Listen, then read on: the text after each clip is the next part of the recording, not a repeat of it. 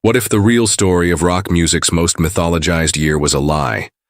What if the official narrative you've been painstakingly sold, the one about the lumbering gods of rock striding across the festival stages of 1970, forging the future in a blaze of Marshall stacks and Mellotron strings, was just the curated, commercially sanctioned, and ultimately sanitized version of events? What if the most vital, dangerous, and genuinely progressive music of that year, the true sound of the cultural fault line cracking open, wasn't made by the bands you know, but by a ghost army of unsung visionaries, musical outlaws who recorded their incendiary statements in the relative obscurity of second-tier studios, only to have them snuffed out by an industry that valued conformity over courage and marketable personas over raw, untamable talent? The year 1970 was a ground zero, a smoldering crater left by the 60s from which new, strange, and sometimes terrifying life was beginning to crawl. The Beatles were a memory, a glorious pop supernova that had finally collapsed, scattering its constituent geniuses to the winds. Hendrix was a fading echo, soon to be silenced forever, leaving a void of sonic innovation that 1,000 lesser guitarists would spend decades failing to fill. The age of Aquarius had drowned in a bathtub of cheap wine and bad acid at Altamont, its naive optimism replaced by a creeping, paranoid hangover. In this vacuum, a sonic arms race was underway. The rules had been vaporized. Record labels, run by a motley crew of cigar-chomping old-timers and newly hip, velvet-clad A&R men, were gripped by a gold rush fever. Desperate to find the next cash cow in a world without a reliable Beatles-sized paycheck, they threw contracts at anyone with hair below their collar and a rudimentary grasp of a Hammond B3. This frenzy gave us the cornerstones of the progressive rock canon, but it's crucial to remember how embryonic they still were. In 1970, Yes released Time and a Word, an album still shackled by orchestral arrangements and 60s pop sensibilities. Genesis, with Trespass, were crafting beautiful pastoral fables, but the theatrical giant they would become was still a slumbering beast. King Crimson, having shattered the world with their 1969 debut, were already splintering, releasing the comparatively fractured and difficult In the Wake of Poseidon. The giants were still finding their feet, but this story is not about them.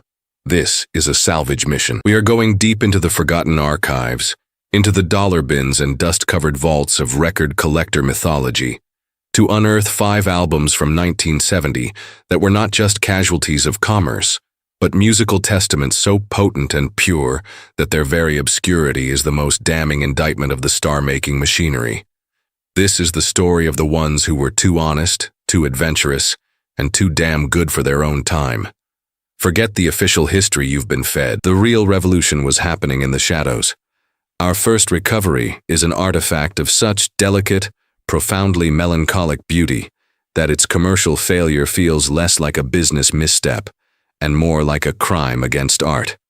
The band was Cressida, and their self-titled debut album released on the fledgling Vertigo Swirl label, a legendary imprint that served as both a sanctuary for and a graveyard of British rock's most adventurous spirits, is a masterwork of songcraft. It exists as a perfect, fleeting bridge between the wistful, orchestrated psychedelia of the late 60s and the burgeoning symphonic prog movement. In an era that was beginning to prize bombast and the athletic exhibitionism of the keyboard wizard or guitar hero, Cressida's genius was one of extraordinary nuance and emotional restraint. They understood a fundamental truth that many of their peers missed, that true heaviness has nothing to do with volume. It is about emotional weight, the power of a perfectly placed chord, the ache in a singer's voice. The band was built around the twin pillars of Angus Cullen's ethereal, choir-boy pure vocals, and the sublime, understated keyboard work of Peter Jennings. Jennings was a player who favored the mournful, cathedral-esque grandeur of the Hammond organ, and the subtle, crystalline textures of the harpsichord and piano over the flashy, futuristic squelch of a Moog synthesizer. This was music that didn't shout for your attention. It beckoned you into its exquisitely crafted twilight world with a quiet, confident grace. The album is a tapestry of pastoral melodies, harmonies so pure they could break your heart, and arrangements that are both intricate and effortlessly fluid. From the opening chords of To Play Your Little Game it is immediately, arrestingly clear that you are in the hands of master songwriters. The track unfolds with a gentle, almost Baroque elegance, Cullen's voice floating like a ghost over a bed of finely spun acoustic guitar, and Jennings' perfectly placed, breathing organ swells. There is a profound sense of Englishness to this music, not the chest-thumping, flag-waving caricature, but the melancholic, rain-swept landscape of a Thomas Hardy novel or a Wordsworth poem. Lyrically, the album eschews the dragons and goblins that would soon become prog cliches, opting instead for deeply introspective, often heartbreaking meditations on love, loss, and the slow, sad fading of youthful innocence. A track like the devastatingly beautiful Winter is Coming Again is a masterclass in atmospheric storytelling, its somber piano and Kevin McCarthy's lyrical bass lines painting a vivid, cinematic picture of emotional desolation. The flute, played by guest musician Harold McNair, adds a layer of folk-inflected sorrow that is almost unbearable in its loveliness. But to paint Cressida as mere purveyors of pastoral whimsy would be a grave miscalculation. Beneath the delicate, impeccably arranged surface lurked a formidable musical intelligence and a surprising, sinewy grit. On One of a Group, the band locks into a driving, almost jazzy groove, propelled by the fluid, melodic bass of McCarthy and the crisp, inventive drumming of Ian Clark. Here, guitarist John Hayworth, often a subtle colorist content to weave intricate lines around the keyboards, is finally allowed to step forward with a concise, fiery solo that hints at a much heavier potential. It's a moment that reminds you that this was, after all, a rock band. The album's centerpiece, the self-titled track Cressida, is a miniature epic, moving through multiple distinct sections with a seamless, dreamlike logic that never feels forced or academic. It's a perfect encapsulation of their unique sound, melodic, intelligent, and imbued with a deep, resonant sadness that feels utterly genuine. Of course, it was completely and utterly ignored. In a marketplace clamoring for the immediate, visceral gut punch of Led Zeppelin or Black Sabbath, Cressida's subtle charms were lost, like a watercolor painting in a gallery of brutalist sculptures. Vertigo, for all its adventurous signings, had little idea how to market a band that didn't fit neatly into the heavy or pop boxes. The band would go on to record one more, even more accomplished album, Asylum, before the crushing weight of public indifference forced them to fade away. Listening to Cressida today is a bittersweet experience. It's the sound of a beautiful, fleeting dream, a reminder that in the chaotic, noisy birth of progressive rock, some of its most profound and lasting statements were whispered, not screamed. From the refined autumnal drawing rooms of Cressida, we plunge headfirst into the greasy, amp-blowing furnace of the rock and roll battlefield. This is Warhorse. The name itself is a declaration of intent. No subtlety, no apologies, no prisoners, just raw, unrelenting, piston-pumping power. Formed by the formidable bassist Nick Simper, after his unceremonious and, by all accounts, deeply bitter booting from the Mark I lineup of Deep Purple, Warhorse was his vehicle for revenge, a band forged in anger and designed for maximum sonic impact. Their self-titled debut album, another thoroughbred from the Vertigo stable, is a monumental slab of heavy, Hammond-drenched proto-metal that stands shoulder to shoulder with the seminal works of their more famous contemporaries. While Simper's former bandmates were charting a course towards the more technically complex and classically inflected territory of in-rock, Warhorse stripped the formula down to its brutal essentials: gargantuan, earth-moving riffs, thunderous rhythms that hit you squarely in the chest, and the larynx-shredding blues-belter vocals of Ashley Holt. This wasn't music for contemplating the cosmos or wandering through enchanted forests. This was music for kicking down the door, drinking the bar dry, and starting a fight. The album explodes from the grooves with Vulture Blood, a track that immediately establishes their brutal modus operandi. Frank Wilson's Hammond organ doesn't just provide melody or texture, it's a battering ram, a distorted, roaring beast churning out speaker-shredding chords over which guitarist Ged Peck lays down a riff of pure primal malevolence. Holt's vocals are a force of nature, a blues-soaked howl that conveys more raw, pissed-off emotion in a single line than most singers manage in an entire career. Yet what separated Warhorse from the legion of other heavy blues bands slugging it out in the clubs of the era were their sharp, undeniable progressive instincts. They understood the power of dynamics and structure, even within their heads-down, no-nonsense framework. The key was the aforementioned Frank Wilson. He was the band's secret weapon, his classical training informing the epic, almost gothic arrangements that elevated tracks like No Chance from simple hard rock anthems to something far more ambitious and dramatic. The song builds from a deceptively quiet, menacing opening into a full-blown heavy rock apocalypse, complete with dramatic shifts in tempo and a central organ solo that sounds like a Bach fugue being played during an air raid. Drummer Mac Poole, a powerhouse of a player, provides the relentless driving engine for the entire enterprise. The album's most audacious and brilliant moment is their radical reimagining of the Easy Beats sunny pop classic St. Louis. Where the original was a piece of jaunty, upbeat pop rock, Warhorse performs a stunning act of musical alchemy, transforming it into a 7-minute, slow-burning epic of despair and urban desolation. The tempo is dragged down to a funeral crawl. Holt's vocals are racked with a palpable anguish, and the whole thing builds to a cataclysmic, feedback-drenched climax that is genuinely unsettling. It's a stunning act of musical deconstruction, a testament to their ability to find the darkness and dread lurking at the heart of even the sunniest of pop tunes. Unsurprisingly, the album failed to make a significant dent in the charts. They were perceived, somewhat unfairly, as mere Deep Purple copyists, a label that ignored their own unique, heavier, and arguably grittier identity. Their uncompromisingly heavy sound was simply too much for mainstream radio, which was still grappling with the likes of Led Zeppelin. The band would soldier on, but the initial momentum was lost, another victim of bad timing and lazy categorization. Warhorse remains a testament to their raw, untempered power, an album that captures the beautiful, visceral thrill of a band playing as if their very lives depended on it. It's the sound of pure, uncut, premium-grade British heavy rock, and it is absolutely glorious.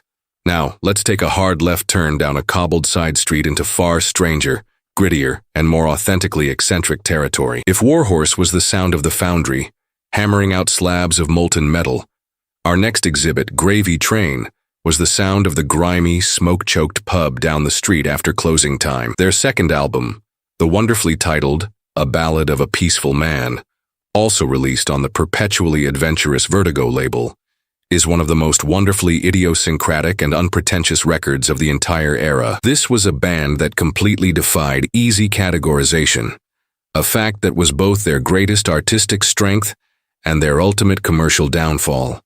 They were a filthy, flute-driven concoction of heavy blues, snarling hard rock, free-form jazz improvisation, and eccentric progressive arrangements. Imagine a bare-knuckle bar fight between Jethro Tull and the Groundhogs, with Frank Zappa acting as the crooked referee, and you're starting to get the picture. The band was fronted by the unique presence of vocalist and guitarist Norman Barrett, a man whose voice was a guttural, lived-in roar, a world away from the polished, ethereal tenors of most prog frontmen. This was a voice that sounded like it had been marinated in cheap whiskey and unfiltered cigarettes. But the band's defining instrumental voice, the element that made them so unique, belonged to J.D. Hughes, whose playing of the flute and saxophone was not the delicate pastoral filigree of a Peter Gabriel or a Ray Thomas. Hughes's style was a raw, overblown, and often aggressive assault, closer in spirit to the avant-garde squalls of Rahsaan Roland Kirk than to any English folk tradition. The album is a gloriously messy, sprawling affair, lurching from one style to another with a reckless, infectious, and utterly charming energy. The opening title track is a perfect introduction to their world, a chugging mid-tempo rocker, built on a greasy guitar riff from Barrett, and punctuated by Hughes's snarling, belligerent flute lines. It's the very definition of working-class prog, music that smells of stale beer and damp wool, not incense and peppermints. Lyrically, Barrett was a street-level poet, his songs populated by the kind of down-on-their-luck characters, small-time hustlers, and everyday tragedies that were a universe away from the fantasy epics of their more commercially successful peers. What made them a truly progressive act was their gleeful willingness to throw convention to the wind. Jules Delight starts as a fairly straightforward blues shuffle, before detouring into a bizarre, almost Zappa-esque middle section of complex, jazzy interplay and rhythmic dementia. Messenger is a frantic, saxophone-led rave-up that sounds like it's constantly about to fly off the rails. A thrilling piece of controlled chaos that captures the energy of their legendary live shows. Yet, for all their bluster, the band was also capable of surprising moments of subtlety and atmosphere. Can You See Me? Is a haunting, paranoia-tinged ballad that showcases a more restrained side to their playing, with Hughes's saxophone weaving mournful, lonely lines around a sparse arrangement, building an atmosphere of genuine dread. The album's commercial prospects were, to put it mildly, bleak. They were too heavy and weird for the burgeoning folk rock crowd, and the prominent aggressive flute made them a tough sell for the straight-ahead hard rock audience. They were musical mongrels, and in the increasingly stratified and genre-conscious world of early 70s rock, there was precious little room for them. They were a classic band's band, respected by their peers for their musicianship and originality, but utterly baffling to the record-buying public and the marketing departments. A ballad of A Peaceful Man is the sound of four musicians playing with a complete and utter disregard for commercial expectations, guided only by their own strange, brilliant muse. It is raw, honest, and gloriously unpolished, a lost classic of the British underground. From the grimy authenticity of the pub, we ascend to the more cerebral, smoke-filled, and intellectually demanding atmosphere of a university common room. Here we find a band so musically sophisticated, so breathtakingly ambitious, that they seem to exist on an entirely different plane from most of their earthbound contemporaries. The band was Tonton Macoute, and their self-titled one-off album for the short-lived but highly collectible RCA Neon label is a dizzying, exhilarating, and frequently challenging display of instrumental prowess and compositional daring. Named, in a fit of rather dark humor, after the fearsome Haitian secret police, their music was a complex and potent brew of ferocious jazz rock fusion, the whimsical melodicism of the Canterbury scene, and a distinctly British, slightly more chaotic take on the big band rock sound of American groups like Chicago or Blood, Sweat and Tears. They were, on paper, a four-piece, but the sheer density and complexity of their multi-layered arrangements made them sound like an orchestra on the verge of a nervous breakdown. The band was built around the formidable and symbiotic talents of keyboardist Paul French and multi-instrumentalist Dave Knowles, who handled a formidable arsenal of saxophones and flutes, as well as lead vocals. This was not background music. This was not music for the faint of heart or the short of attention span. Their compositions were labyrinthine, full of jarring, shifting time signatures, intricate, close-knit harmonies, and extended instrumental passages that demanded the listener's full and undivided attention. The album opens with the audacious Just Wanna Make Love to You, a band original, not the Muddy Waters classic, a track that immediately throws down the gauntlet to the unsuspecting listener. It veers wildly from a soulful, horn-driven groove to a frantic, skronking free jazz freakout, and back again, all within the space of a few electrifying minutes. It's a breathtaking statement of intent, a band announcing from the very first note that they are not here to play by anyone's rules but their own. What prevents the music from collapsing under the sheer weight of its own ambition is the incredible, razor-sharp tightness of the playing and a surprisingly strong, if unconventional, melodic sensibility. For all their technical virtuosity, Tonton Macoute never forgot how to write a good, albeit strange tune. A track like Natural High Part 1 is built around a memorable, almost poppy vocal hook, which serves as a crucial anchor amidst the swirling chaos of acrobatic sax solos and complex cascading keyboard runs. The album's undisputed tour de force is the side-long, multi-part suite, Flying South. It is a journey in every sense of the word, a sprawling sonic narrative that showcases every facet of their multifaceted sound. There are moments of quiet, pastoral beauty, with delicate flute melodies floating over French's shimmering electric piano, which then give way without warning to explosive, high-energy sections of pure fusion firepower. The almost telepathic interplay between the musicians is the key to it all, particularly the astonishingly versatile rhythm section of Chris Gavin on bass and Nigel Reveler on drums, who navigate the music's treacherous, hairpin twists and turns with an effortless grace and punishing power. In a year that also saw the release of Soft Machine's landmark album Third, Tonton Macoute were clearly operating in a similar sonic universe, but with a harder, rockier, more aggressive edge and a distinctly different melodic voice. Of course, this level of uncompromising musical sophistication was commercial suicide in 1970. The album was a complete and utter flop. RCA, a major label with no real experience in the underground scene, had absolutely no idea how to promote such a challenging and unclassifiable record, and it quickly sank without a trace. The band dissolved, its brilliant members going on to other, less ambitious projects. Tonton Macoute remains a tantalizing what-if, a singular, brilliant document of a band that was both light years ahead of its time and hopelessly out of step with it. It is a challenging, deeply rewarding, and ultimately brilliant album for those willing to take the plunge.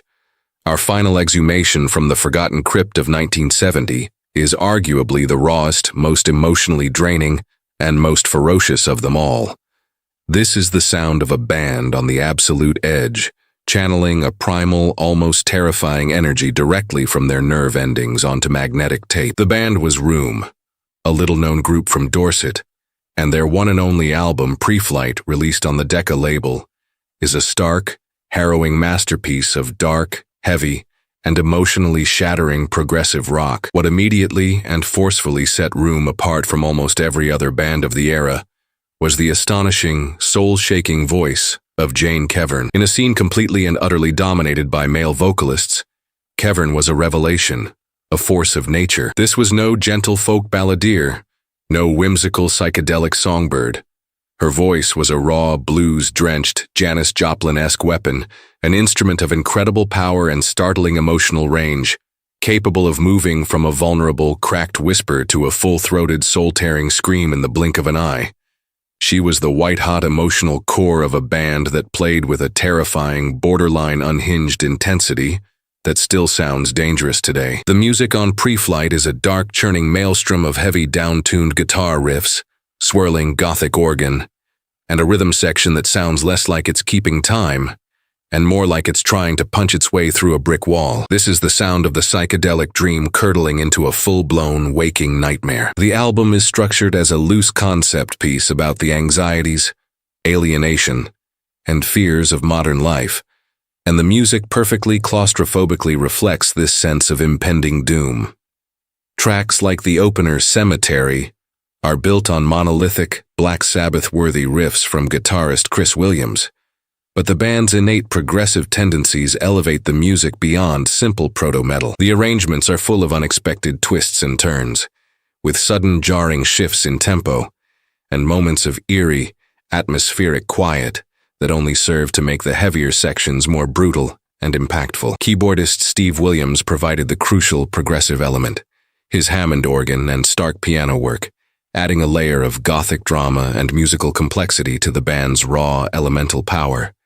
But it always comes back to Jane Kevern. Her performance on this album is one of the great lost vocal performances in the entire history of rock music.